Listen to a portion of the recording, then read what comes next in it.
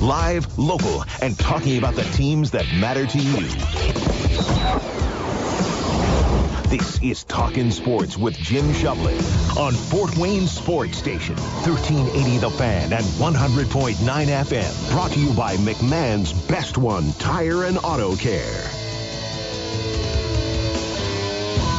Good morning and welcome to Talkin Sports, powered by McMahon's Best One.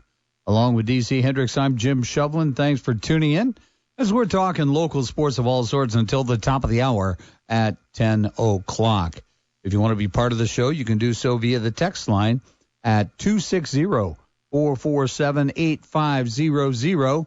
That's 260-447-8500. We'll take a look at it, see if all the requirements are there, and get something on the air for you. Whether it be a question, a comment, a rant, opinion, etc. Did your favorite football team advance last night? Did they not? Was it a surprise? Hey, who knows?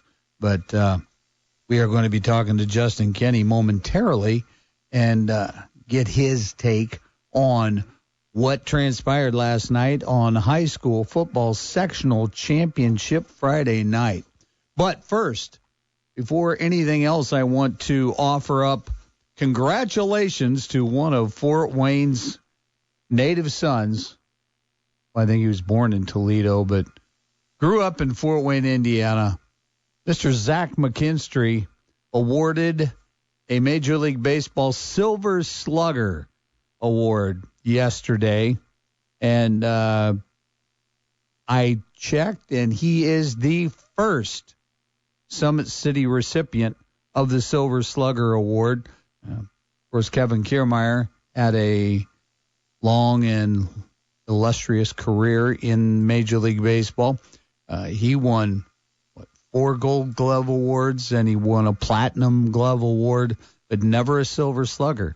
So Zach McKinstry wins a Silver Slugger for 2025. Congratulations to Zach and his family and everybody associated with the game of baseball in the McKinstry family. So that's all pretty darn cool. Well, let's go to the Talkin Sports phone line, powered by Fire Police City County Federal Credit Union, because waiting on there is the gentleman from OPS and OutsideTheHuddle.net. Yeah, and I put bold and underline on gentleman, Mr. Justin Kenny. Justin, good morning. Good morning to another pair of gentlemen, Mr. Jim Shovlin and DC Hendricks. Oh, well, we are now at sectional championship aftermath. And last night, to say it was football weather was putting it mildly. It was there was a little bit of a brisk chill in the air, but a lot of Fort Wayne area teams, well, advanced to regional play. Not so much at home next week, but advancing to regional play. In fact, I believe the only home game will be taking place in Adams County next Friday in Class 2A. But let's start at the top. Let's talk about Class 6A, Sectional 2. The Carroll Chargers beat the Northrop Bruins by a score of 42-23, and it was ground and pound for the Chargers. They kept the ball out of the air more so than usual. They did, and I thought that was the big surprise for everybody, in particular Northrop, because we came into this game saying, okay, Gabe Freisinger and David Callison are just going to sling it all over the place. And Freisinger only threw the ball 12 times. He did rush for over 100 yards and 3 touchdowns, but Carroll Chargers 342 yards rushing in this game, really set the tone early on, led 28-7 late in the first half before Northrop was able to score to get it a little bit closer before halftime with a field goal. But this game was never in doubt once Carroll got ahead. A couple Freisinger touchdown runs on the first 2 drives, or the two first scoring drives for Carroll, and the Chargers, they get it done. You know, credit to Northrop. You know, the season they've had, they've been very much in the limelight for a positive reason, right, for winning games. And another big night last night for Callison, 375 yards and 3 touchdowns. he ends his career at Northrop owning several individual and career accolades. And same thing for Jaquaden Guilford, 11 catches, 181 yards, 2 touchdowns last night. He did everything he could. So a tough ending to the season for Northrop in what has been a very successful season for the Bruins. We'll see, though, if they can build on it in 2026. Yes, indeed. Now, Carroll, by virtue of their sectional championship, goes to Penn, correct? Yeah, undefeated Penn. Undefeated, 11-0. Yeah, have fun with that, Carroll. 6A is always just a minefield, right? And if you can win a sectional in 6A, it means a lot. And then after that, you're very much playing with house money, right? And that's what Carroll will be doing next week. They'll go to Penn and try to challenge the Kingsmen and see what they can do, really, playing free and easy, because they're not the team that's supposed to represent the North out of 6A. In Class 5A Sectional 11, the Northside Legends see their season end with a record of 6-5, losing 34-29 to 10-1 Concord. It was another game, guys, where Northside was in it early, and then they let Concord really run away from them. And then Northside tried to fight back late to make it a respectable score, but they had already fallen down just too much. But Jaden Rivers throws for 285 yards and a touchdown. Caleb Kiengele, how about the night last night for the junior? 201 yards rushing, guys, 120 yards receiving, so 321 total yards for Caleb Kiengele. Jaden Rivers added another 145 yards and a couple of touchdowns on the ground, but it just wasn't enough. We talked about Northrop looking for that first sectional championship since 1999. They weren't able to get it last night. Neither was Northside, still looking for their first sectional crown since 1990 as the Legends season ends. Class 4A Sectional 19, one that had several bona fide football teams in it. The sectional champ is crowned, and it's the Bishop Dwenger Saints. Holy cow. What a dominating performance over the previously unbeaten East Noble Knights. Dwenger runs their record to 10-2 with this 32-0 whitewash of East Noble. Well, it's just a dominant performance out of Bishop Dwenger. And this was kind of my concern heading into this game for East Noble. It was undefeated, yes. It had beaten 3 SAC teams. But you look at those 3 SAC teams. They beat Wayne, who was winless. Mm-hmm. They beat Snyder in Week 2, who the Snyder of Week 2 was not the Snyder of Week 10, and they handled the Panthers, and then barely beating Southside in the playoffs last week. So my concern for East Noble was they beat a trio of the bottom teams in the SAC this year, and they had to go and face the best defense in the area and the SAC champions in Bishop Dwenger. I didn't expect 32-0. I expected a Bishop Dwenger win, but the dominance we saw out of the Saints was thorough. East Noble people will point to injuries and all that stuff. It didn't matter who was on the field last night for East Noble. Bishop Dwenger was going to win this game the way they played it. And it was traditional Bishop Dwenger, right? Really good defense, grinded it out on offense. A.J. Shefferly, 3 touchdown runs. Gus Tippmann had a touchdown run. They only went vertical 14 times. Meanwhile, Riley Biddle had to throw it 43 times through a couple interceptions. So a just complete domination by Bishop Dwenger last night, and they advance in Class 4A. They will play at Lebanon next week in a battle of 10-2 teams.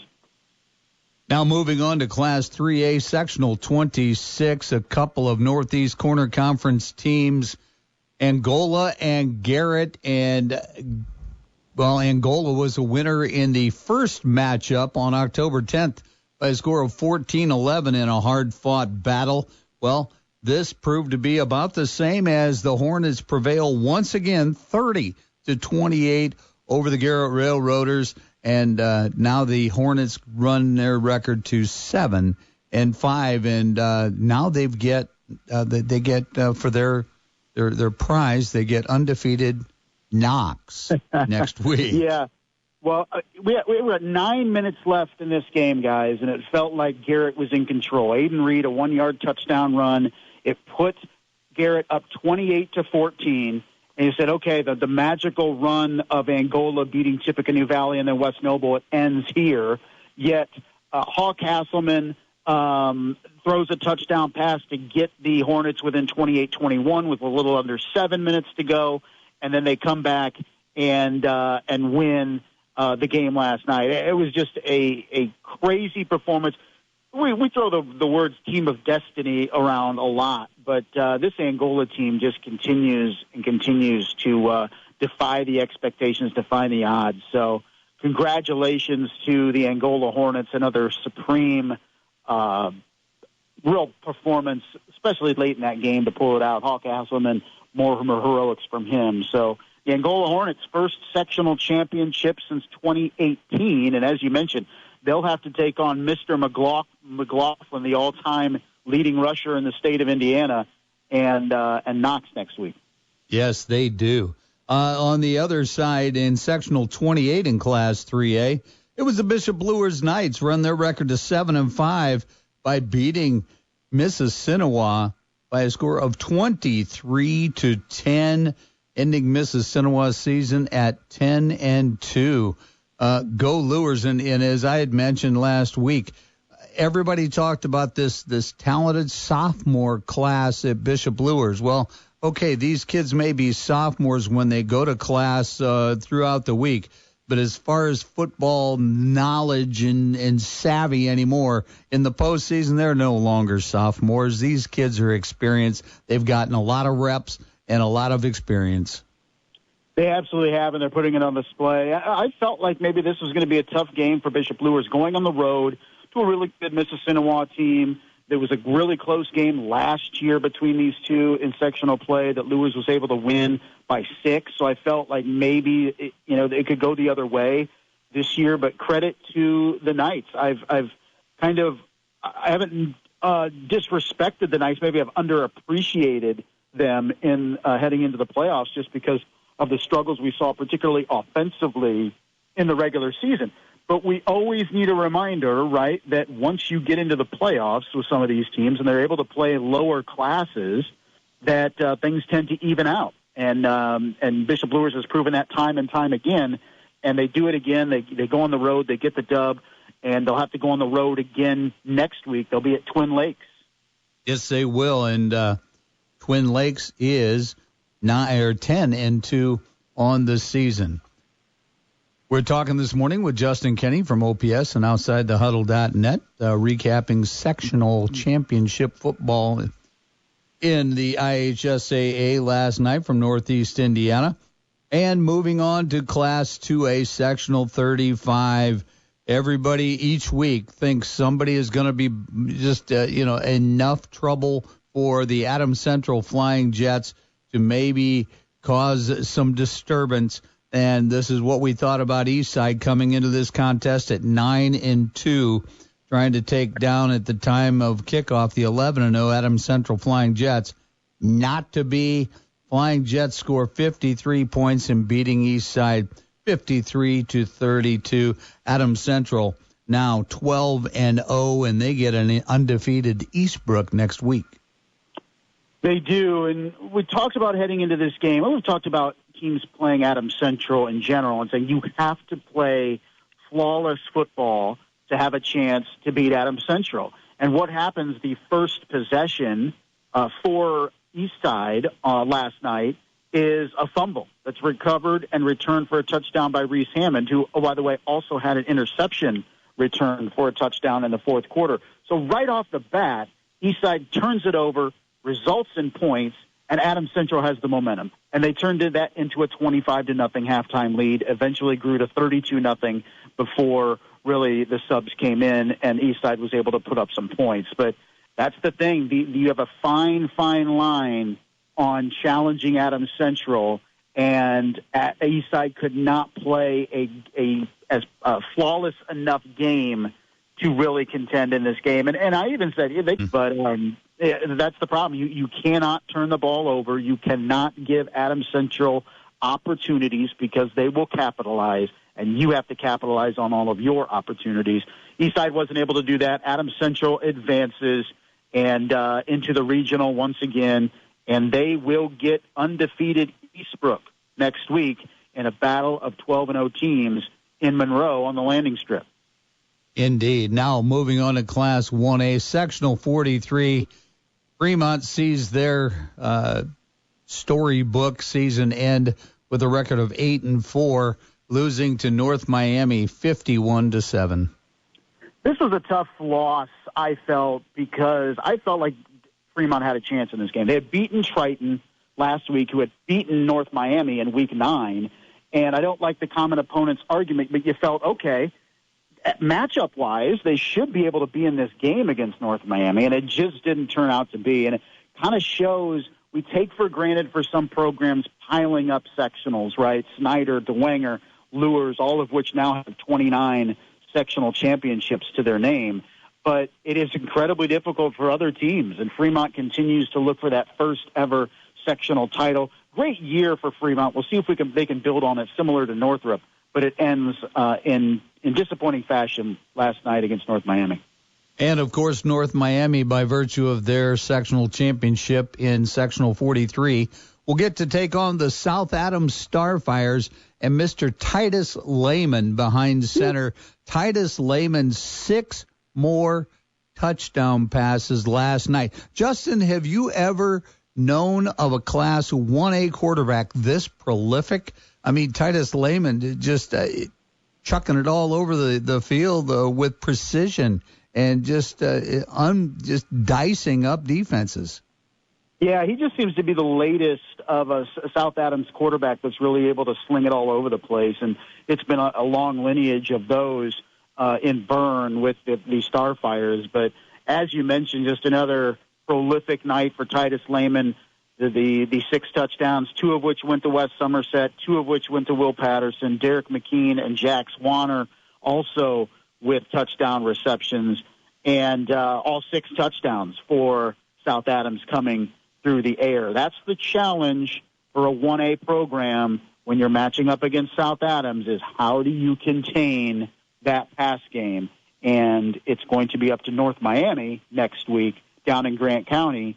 Miami County is where North Miami is hence the name. But it'll be up to them to try to figure out how to slow down Titus Lehman and those several wide receivers, all of which just at any point can go off and burn you. That's the challenge, right? You can't just focus on West Somerset. You can't just focus on Derek McKean. They have so many dudes that can burn you. Yeah, it's it's a great recipe for potentially Lucas Oil Stadium on Thanksgiving weekend. But we will see. Regionals next week, as we said, at the top here, only Adams Central will be at the landing strip at Minnick Field, their home gridiron. Everybody else looks to be on the road. So, we'll see if we can get some road victories and on to semi-state in the regionals next week. But, Justin, we'll talk to you next Saturday morning.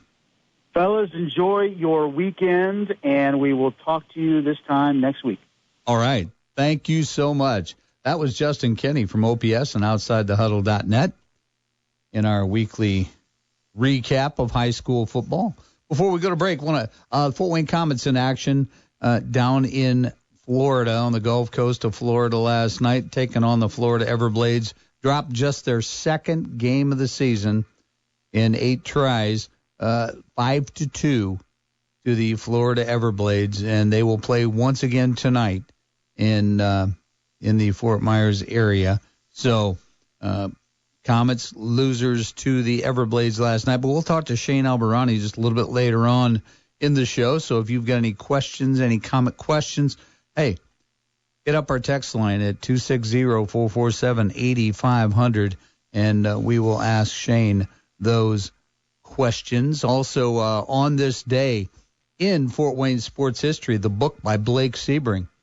This date, November 8th, in 1991, the Fort Wayne Fury make their CBA debut. And the entry states, with more than 2,700 season ticket holders, A group of 15 owners, Coach Gerald Oliver and players Travis Williams, Dan Palambizio, Lyndon Jones, Warren Bradley, Anthony Corbett, Tony Karasek, Mark Peterson, Marvin Taylor, Carl Thomas, Clinton Smith, and Victor Wells. The Fury couldn't wait to get started. Fort Wayne's 7-year attempt to land a Continental Basketball Association team was finally coming to fruition, and 8,373 Fort Wayne fans showed up to see what it was like. Now, the only bad part was that the Columbus Horizon won the game 99-89. Still, it was a solid start to the Fury franchise. So that was the return of professional basketball to Fort Wayne, Indiana. And back then, at that time, the crowds turned out for basketball. And my goodness, it was quite a revelation when we finally got professional basketball back in town. Also, in 1981, Mike Augustiniak rushes for 40 yards on 11 carries and catches 3 passes for 33 yards to help the New York Jets beat the Baltimore Colts 41-14.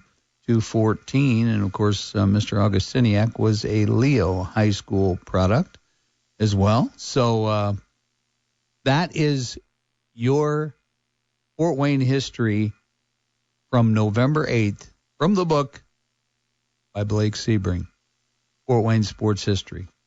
So we're going to go ahead, step out, take a break, and then when we come back, we're going to be talking to Mike McCaffrey, Athletic Director at the University of St. Francis, in our weekly Cougar Chat. We'll do that when we return. You're listening to Talkin Sports, powered by McMahon's Best One on 1380 The Fan, 100.9 FM. How do you thank the people that add so much to our lives? How do you celebrate a community that brings out the best in all of us? You give back. In 2022, McMahon's Best One gave more than $100,000 to local organizations that are always there to lift us up, to listen, to strengthen us, every one of us. Throughout the year, McMahon's Best One will continue to give back to the community that has given so much to us, bringing out the best in each other, together.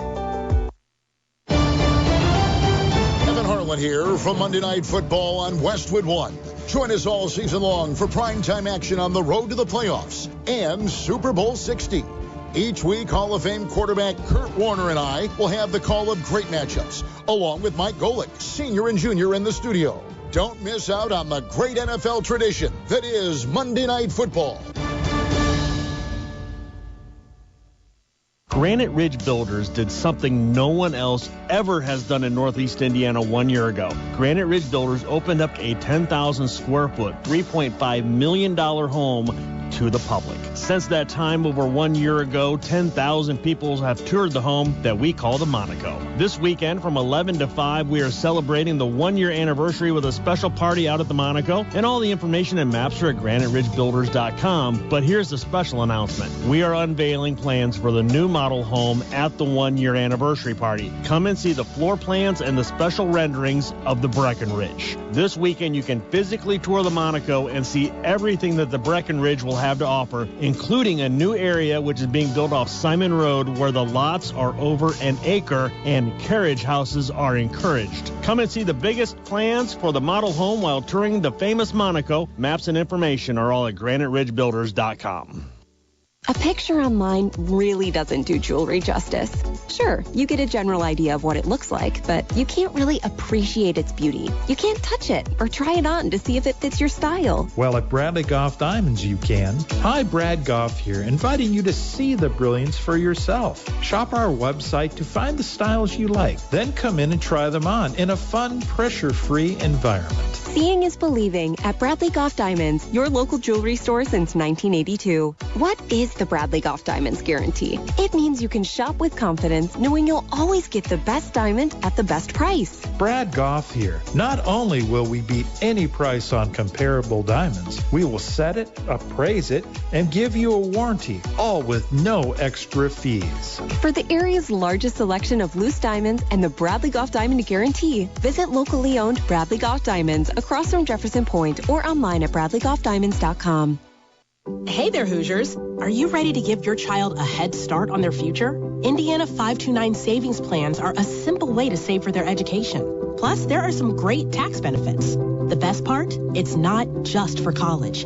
Indiana 529 can be used for tech schools, trade programs, apprenticeships, and more. Start with just $10 a month at myindiana529.com to help them reach their dreams. Read the disclosure booklet carefully before investing. Sponsored by Indiana 529. For over 40 years, Gibson's Heating and Plumbing has been a family-owned business built on professionalism, trust, and quality. As your independent American Standard heating and air conditioning dealer, Gibson's is nationally recognized for excellence and locally known for being customer-loved. You'll see it in their work. You'll read it in the nearly 3,000 Google reviews. You'll experience it when they take care of your home. When you contact independent American Standard heating and air conditioning dealer, GibsonsHeating.com. That's GibsonsHeating.com. Now back to Talkin Sports with Jim Shovlin on Fort Wayne Sports Station, 1380 The Fan and 100.9 FM. Welcome back to Talkin Sports, powered by McMahon's Best One. DC Hendricks over there, doing this little Queen from the album The Game. If I'm incorrect and my wife is listening, she'll text me, because there's no bigger Queen fan than my wife. Okay, anyway. Oh, welcome back in. Let's go to the Talkin Sports phone line, powered by Fire Police City County Federal Credit Union, because on that Talkin Sports phone line is University of St. Francis Athletic Director Mike McCaffrey. Mike, good morning. Good morning, buddy. How are you? I am great this morning. And I'm trying to figure out how to interpret that intro song. So another one bites the dust. I'm trying to figure out if DC is trying to send me some sort of subliminal message or something. I am not, I promise. Does he know something I don't know? I do not. No, that was yeah, he's got way. Mike, if you could see him right now, he's got his hands in the air. He's just I forgot this is radio. Nobody can see me. I got my hands up. I did. Yeah. Oh my goodness. My man, my DJ man, always coming through 10 times out of 10, just like Shaq. There we go. Yeah. And just, with the Pearl Jam stuff and everything too as well. But anyway, well, let's hurry up and segue out of this for DC's sake. And let's talk Cougar athletics. Of course, the Cougars are playing at St. Francis, Illinois today after beating Olivet Nazarene at Darcy Stadium last Saturday, running their record to 7-2. And I would like to incarcerate whoever thought the Olivet Nazarene Tigers white jerseys with yellow numbers was a good thing. I struggled for 3 straight hours. Oh, my God. Yeah, a lot of stat corrections on Sunday.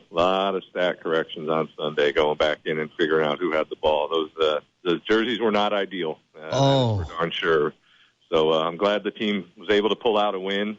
We had our commemorative jerseys on to kind of recognize our friends in the military, and our night fighter jerseys we worked with the local Army National Guard on. So gray on black worked pretty well. We were able to at least see our numbers. May have had a couple guys with some different numbers that we had to work through because sizing and all that fun stuff when you're wearing a commemorative jersey. I think we had a couple guys that were in numbers they weren't normally in, so we had to work through that. But yeah, I mean, at least you could read them for your sake. So you were in a good spot. Yes. But yeah, big win, able to get that one, and now kind of sets us up for our last 2 games against St. Francis, Illinois today, and then Judson at home next week. Hopefully put us in a position to be 9-2, and 2 losses to 2 teams that are in the top 12 right now in the NAIA. So, kind of watching scoreboards across the NAIA for the next 2 weeks. And, for me, what I'm hoping for is all these no-loss or one-loss teams that are projected to win their conferences go ahead and do that, and we don't have a lot of upsets, and that there's a few other 2-loss teams in the mix at the end of the day that we're compared to, because I think our 2 losses are probably better than most. So just kind of got to take care of our business and let everything else shake itself out. But if things go the way that they're supposed to, then we could be in a pretty good spot in a couple weeks looking for a postseason berth. But we got to go on the road today, take care of business first. That is true, yeah. And I think it was said a couple of weeks ago that every game now is essentially a playoff scenario, because would jeopardize the potential for, let's say, an at-large bid into the NAIA postseason tournament. But let's say, hypothetically, that the Cougars win out. Now, is there a chance, and maybe even not first round, but as, let's say, a second round for a home game? Well, I mean, so if you're thinking about it, there's 20 teams in the playoffs. There's 13 automatic bids, and then there's 7 at-large bids. And then as we went into the new format last year, the bottom 8 teams will play first. The top 12 kind of get what we call a bye, and then they go 16 teams after that and run it like the regular playoffs used to be. So we'll be, more than likely, if we get in, we'll be in that first 8 that have to play the first week. So the question would be are we high enough, either 13, 14, 15, 16, which would host, or are we 17, 18, 19, 20, which would go on the road? Mm-hmm. Last year when we were the automatic bid, but we had 3 losses, we ended up as that, I think we ended up probably that 17th or 18th team and had to go on the road down to Kansas to play our opening round. I would envision being somewhere in the same spot. So, I mean, we put a bid in to host. If we're selected, we're definitely going to host and try to have a home playoff game. But, given that we're kind of 22 in the rankings and just a lot to shake out, whether they put us ahead of any automatic bids or where we end up in that final 20. If we end up in 13 to 16, then we'll host. If we end up 17 to 20, we'll be on the road, and then we'd be on the road for the rest of it. Those bottom 8 will not host in the second round, so our only chance of hosting is the first round, and we've put that in other people's hands right now. Okay. And when is the first week of NAIA playoffs? So the 22nd, a week after our final regular season, they'll announce the selections on Sunday, next Sunday, the 16th, after the regular season is concluded, and then the first round starts the 22nd. Second round is that fun Thanksgiving weekend, and then proceed every week until we get to the championship down in Texas. Okay. Well, let's segue into basketball now. Women's basketball, men's basketball has begun and is in full throttle at this point in time. The men's basketball team 3-2 now on the season, 90 points in a win over IU South Bend, and then 122 points in beating Michigan Dearborn. They'll play today in the Rochester Classic against Rochester Christian. That tips off at 1:00 there. But the Cougs are putting the ball in the hole, Mike. Yeah, we're scoring. Even went down, and our toughest game last Saturday for the men was on last Saturday afternoon. We were out in Iowa and played Northwestern, who's a top 10 NAIA team, and I think we lost 122 to 104. But putting up 104 was certainly a good sign. But they're a really, really good team, and yeah, I mean, Coach Conley's got these guys scoring. I think he's, trying to figure out ways to get some points and with guys who aren't used to playing with each other and trying to bring them along. And as he keeps saying, it's going to get better. It's going to get better. But in the meantime, they're finding ways to definitely put the ball in the hoop. And Javon Lewis is doing a great job directing the offense. And Carson Rogers and Mara Vance and some of these guys that Carson was here, but Amar is a new transfer for us. He's a scorer, and he's showing that. And Carson is a rebounding machine. He's having a great season in the boards and playing defensively. So, I mean, they're beating some teams and playing some tough ones. And so we've got to gear up. Our next home game, I think, is our conference opener against Grace, and they're going to be a top 5 team when they come in. So we'll see how good we are then, but it's right now we're getting some wins and getting some experience and letting these guys kind of play together and figure out who each other are and getting some early results, which is nice. Yes, indeed. And then the women's basketball team of Jeremy Henney, number 8 rated Cougar women in the most recent NAIA poll, and they're now 3-0. And basically, it's a take no prisoners early 40-point margin of victory in game 1. Come back 46-point margin of victory against Cornerstone, and then 44 points against IU Northwest. And once again, they're giving up probably about an average of 42 points a game. My goodness, when you're talking 40 minutes of basketball and doing that's lockdown defense, and and what it looks like is the starters aren't getting a ton, maybe 15, 20 minutes of playing time. The bench is coming in and contributing mightily. Yeah. We're finding out how deep we are, which is fun to do this time of year. And I think we had 11 players score last night, so definitely went deep into the bench. And I don't think anybody had more than 15 or 16 points. I think Callie and Renna may have been into the teens and double digits, but everybody else is kind of single digits, but spread it out across the board. And yeah, I mean, the IU Northwest team we played last night, when we scheduled them initially, they had a couple players that were pretty good and ended up going Division I and getting a little NIL money to move on from the NAI. So not as competitive as a team as we thought we were going to be playing last night when we initially scheduled it. And then we get St. Xavier tonight, who's a good team. But, yeah, I mean, this is definitely tune-up time and get ready for the Crossroads League season. But they're doing what they have to do. And, like you said, getting some experience across the board. Everybody's getting some minutes. So Coach Henney, once it gets to grind time, and probably only go, 8 or 9 deep once we get into the thick of conference play. But right now, everybody's getting a chance and doing what they have to do. But it's fun to get these ones, but it's really just gearing us up for a much tougher schedule here up in the coming months. But yeah, undefeated at this point is good. Not a lot of pressure so far, so we'll see how we react when we get into a dogfight with Marion and Indiana Wesleyan and some of the other teams we have coming up on the schedule. Oh, very definitely. Yeah, every night in the Crossroads is a war, and looks like that will be starting probably in the next 10, 11 days or so, conference schedule. So should be interesting to watch that unfold, but I'm sure Coach Henney will have his troops ready to go, and it should be fun all throughout the winter. So, well, Mike, thank you so much for joining us this morning, and we'll talk to you again next Saturday. Sounds great, Jim. Appreciate it. Have a great weekend. All right. Thank you. That was Mike McCaffrey, athletic director at the University of St. Francis, in our weekly Cougar Chat. And, let's see. And we talked college basketball. Of course, in men's hoops last night, PFW men were at Ohio State and were beaten by the Buckeyes by a score of 94-68. Also on men's hoops, Notre Dame down Detroit Mercy 102-70. Purdue survived Oakland 87-77. Ball State thumped Mansfield 84-54. In women's college basketball, PFW fell to Division I Xavier 62-61 on the road, and IU took care of UIC 72-56. Congratulations and best of luck to both the Carroll Chargers and Bishop Dwenger Saints volleyball teams as they are vying for state championships today at Cambridge Fieldhouse.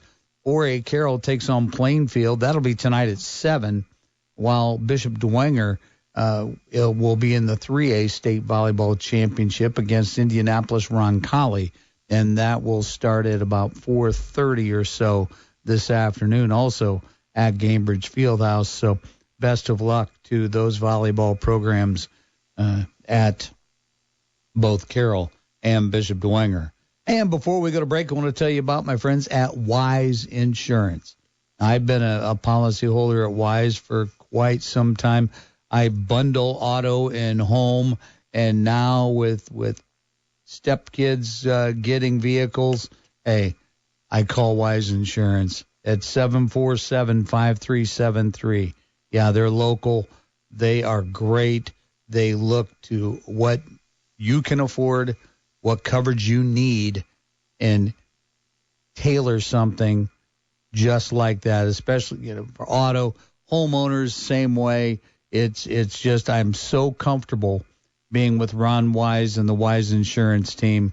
It just is something that I don't have to worry when it comes to my insurance and covering my home and my family and their automobiles. So you need to do that too. Give them a call. Hey, it costs $0 to give them a call and just get a quote. 260-747-5373, Wise Insurance. We'll be right back with more. We're listening to, well, you are. I'm talking. You're listening to Talkin Sports, powered by McMahon's Best One on 1380 The Fan, 100.9 FM. As a caregiver, managing your loved one's health can at times be overwhelming.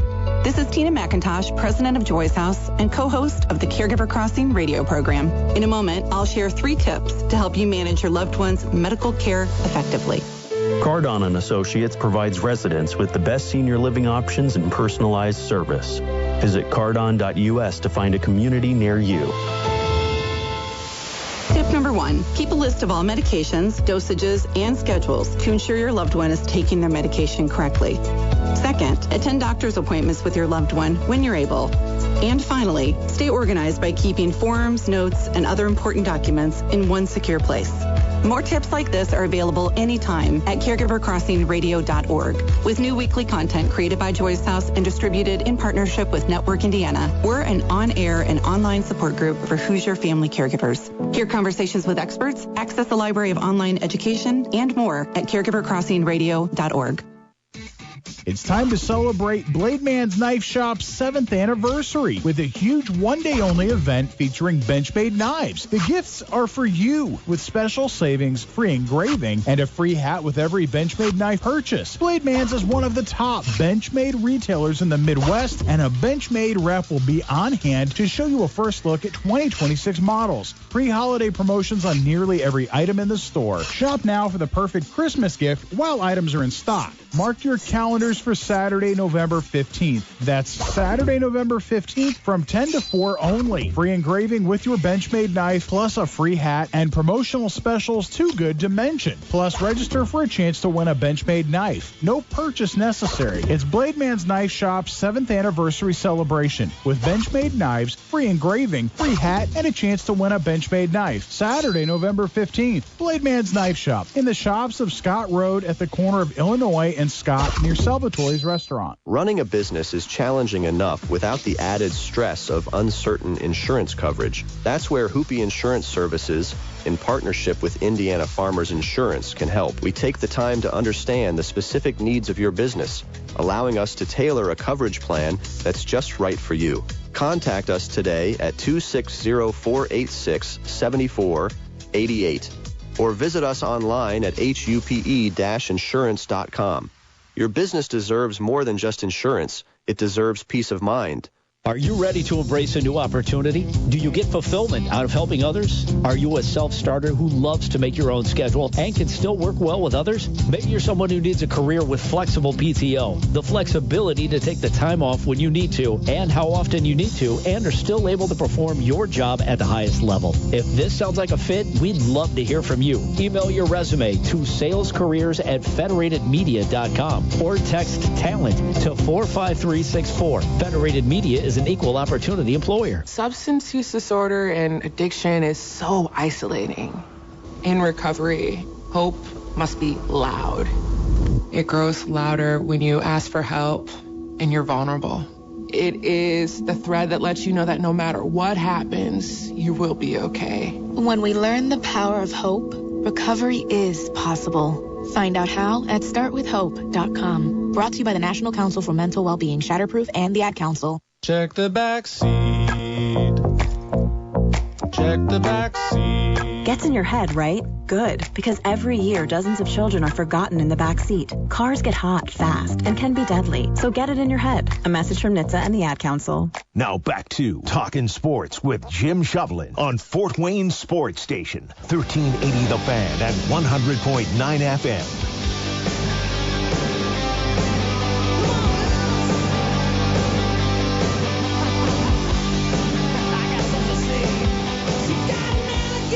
Welcome back to Talkin Sports, powered by McMahon's Best One. Along with DC Hendricks, I'm Jim Shovlin. Thanks for tuning in as we're talking local sports of all sorts until the top of the hour at 10 o'clock. And then we give away to Cover Boys, telling you, when to place that little wager and maybe when not to. I don't know. Which for me is never. Okay, there you go. Yeah, I've learned my lesson too many times.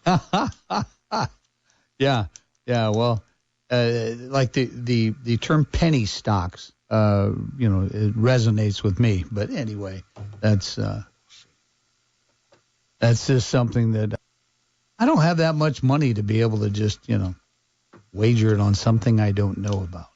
But we are efforting to get a hold of Mr. Shane Albahrani. And according to Mr. D.C. Hendricks, there is a thumb up, and we have Shane Albahrani on the Talkin Sports phone line, powered by Fireplace City County Federal Credit Union. Good morning, Shane. Hey, Chevy, how you doing? I am great this morning. Watched a little bit of the game last night, and there were a lot of people dressed in orange last evening at the arena, and that's great to see. Yeah, probably a couple hundred Komet fans made their way down to Florida this week. You know, that's awesome. And of course, the K's suffered just their second loss of the season. They're now 6-2, but 8 games into this 11-game road trip. This is a great spot to be in. Of course, you're playing the Everblades once again tonight before heading elsewhere. And hopefully home for just a little bit, and kind of petting Sheriff and getting a little reacquainted with the family. Yeah, Sheriff. I don't think he really misses me. I've seen the videos of our dog sitter, and he's having just a grand old time. So I like to think my dog is depressed without me, but I don't think that's the case. Yeah. But no, I'll be glad to get home. Pretty much been gone for 14 days. You count the week in Iowa and the week here, and then finally coming home tomorrow. It'll be nice to get home. Yes, indeed. After tonight's game, then the K's are off until a road weekend next weekend. Friday night in Kalamazoo, Saturday in Toledo, and once again the record is great. Notice that the K's, and one thing that I had heard from some of the Komet faithful was that, gee, I don't know about the team's toughness this year.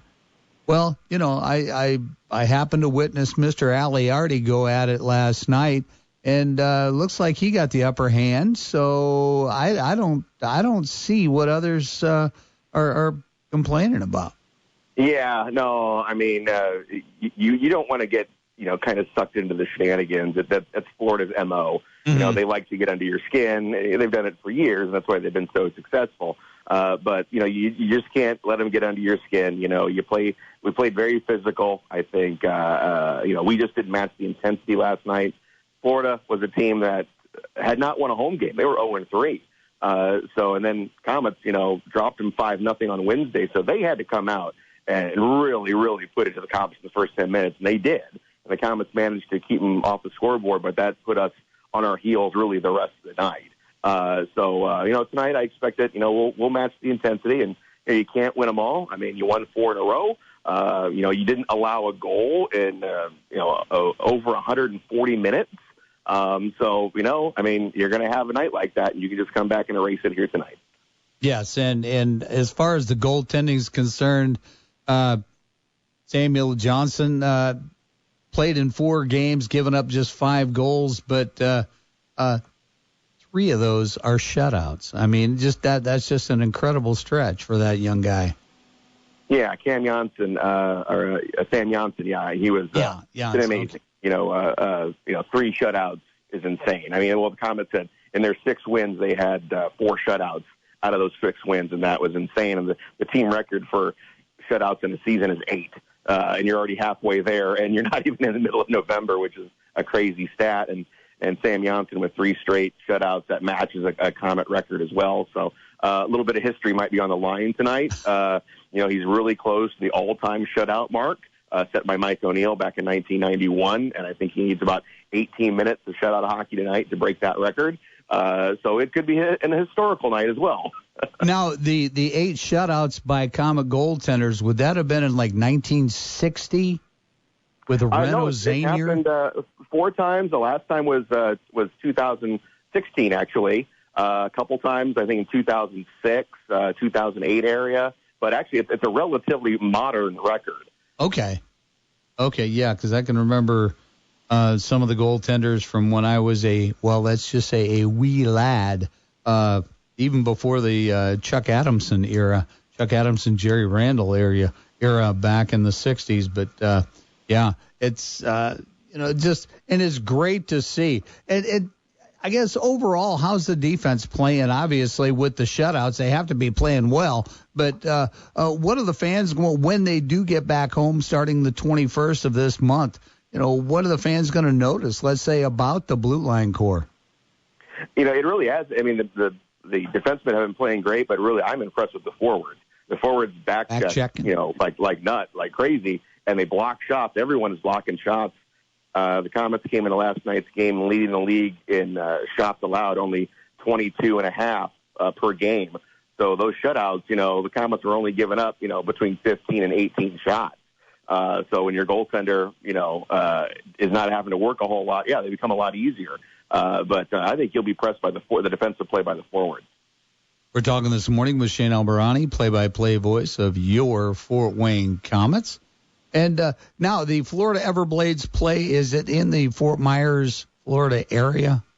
Yeah, it's in Estero, which is, just right down the road from Fort Myers. You're here out in, Cape Coral area, Bonita Springs. So it's a really nice area. A lot of fans are staying in our hotel, and like I said, about 200 or so fans are probably in town. I think maybe some more even they're just coming down for the weekend. They'll be here tonight, so I expect even more orange jerseys in the building tonight. And that is just awesome. And a lot of people don't realize either, because it looks like there were close to 7,500 in the building last night, that the love of the game of hockey in the state of Florida. I mean, you've had the Tampa Bay Lightning for a few decades, the Florida Panthers with their success as well. But then, there've been, minor professional hockey teams too that have drawn very well down there in the Sunshine State. And I guess it's a lot of snowbirds that relocate and still want their hockey fix. Yeah, absolutely. There's several ex-Komets that live in the area. Norm Wozlowski, Robbie Irons, Steve Whitson, our longtime equipment guy, lives down here. We get to actually see some Komet legends when we come down here as well. Oh, gosh. And Norm Wozlowski, old number 14, was probably one of my favorites growing up in the 60s. And just so much, so many great fond memories of some of those Komet teams from the 1960s as well. So, I mean, as far as player movement, player health, and everything, what can you tell us? Well, don't know. I'm guessing there's going to be some lineup changes here tonight. It's the rubber match. You're not going to go back with the roster you had last night. A lot of Komet fans are itching to see Nico Blatchman on the ice tonight. Mm-hmm. And, if I was a guessing man, I would say that would be the case. So I think you'll see a little bit of juggling. Anthony Petruzzelli hasn't played this weekend. Matt Murphy has been out the last two games as well. So I expect to see some lineups. I have not seen it yet, but I would expect to see some moves. And Blatchman's the guy we got from the Iowa Heartlanders, correct? And yeah. Well, Blatchman actually he was in training camp with the Everblades and was let go during camp. He's a guy who's 788 penalty minutes in the ECHL, so he's as tough as they come. So if the fans are wanting their toughness, well, that's the guy. So hopefully we'll see him in the lineup tonight. Yeah, that should be a lot of fun. Shane, thank you so much, and I know this can't be last week from Iowa, this week from Florida. Global traveler you are, and still talking to us and the listeners on Talkin Sports. We appreciate it immensely. Oh, thank you, man, and I'm going to enjoy our last day of sunshine till April probably. Okay, yeah, true, yeah.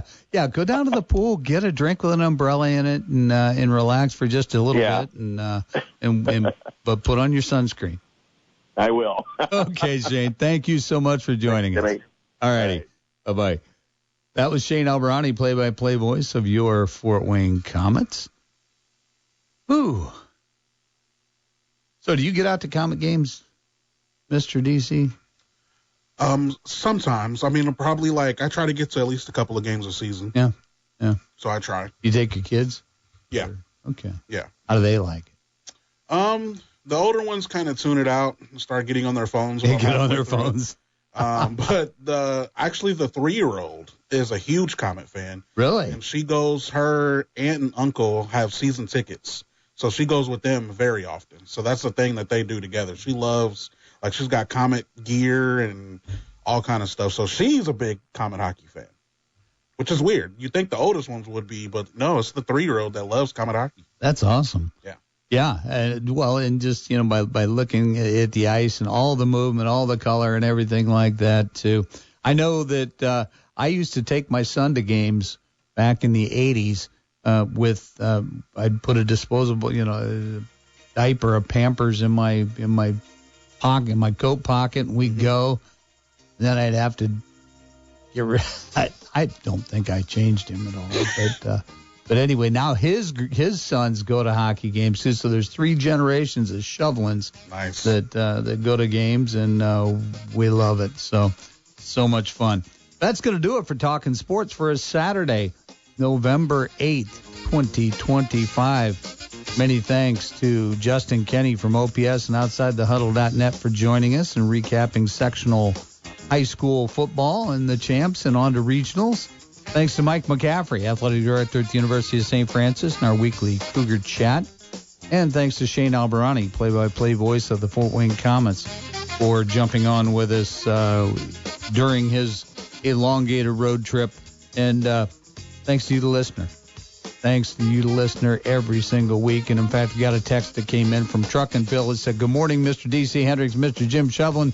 Congratulations to all the high school football sectional winners. No Elmhurst Trojans sectional win, LOL. And there are there a lot of Komet fans in Florida?" And that's the premise for my question to Mr. Shane Albahrani. Truckin' Phil, Semper Fi. And what a great listener he is as well. Thank you for that, Truckin' Phil. That's going to do it for Talkin' Sports. So until next week, have a great week, everybody. Podcasts by Federated Media.